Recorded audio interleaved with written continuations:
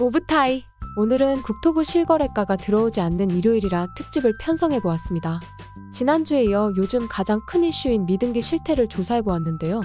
오늘은 잠실 대장아파트 엘리트 중에 하나인 리센츠를 분석해보았습니다. 하락률 순위는 국토부 실거래가 데이터가 들어오는 화요일부터 다시 할게요.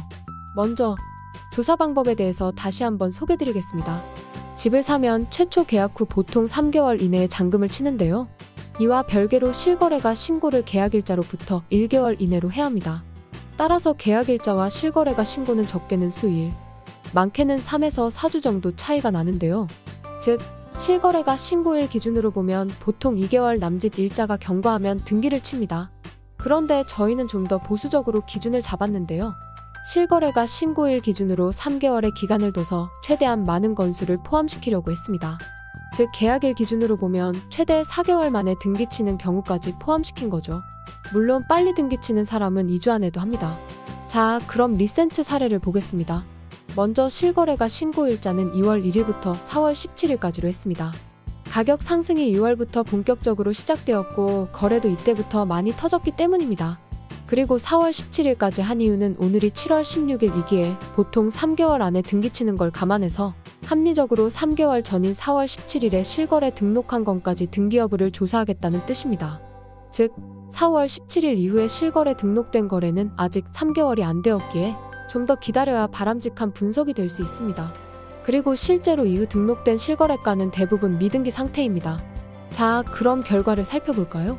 전체 기간 77일 동안 실거래는 30건이 이루어졌고 이 중 등기된 건수는 15건에 불과하며 미등기된 경우는 주황색으로 표시된 15건입니다.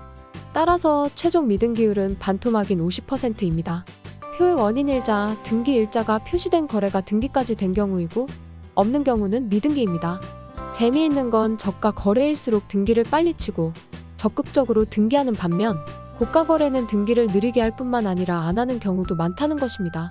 이것은 상식에 반하는 행동인데요. 내가 돈을 많이 낸 만큼 빨리 내 집으로 등기하고 싶은 욕심이 클 것입니다. 그리고 집값이 높을수록 대출을 받거나 전세를 놓아야 하는 경우도 많은데요. 이 경우에도 더더욱 빨리 등기를 쳐야겠죠.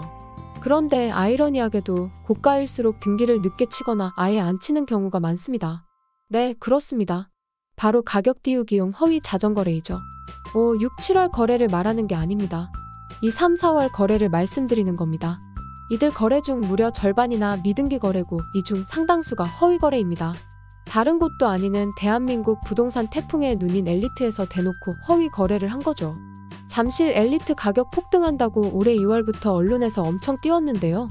여기에 낚여서 설거지용 반등장에 전 재산을 투자해서 물린 분들께 진심으로 애도를 표합니다. 이상입니다.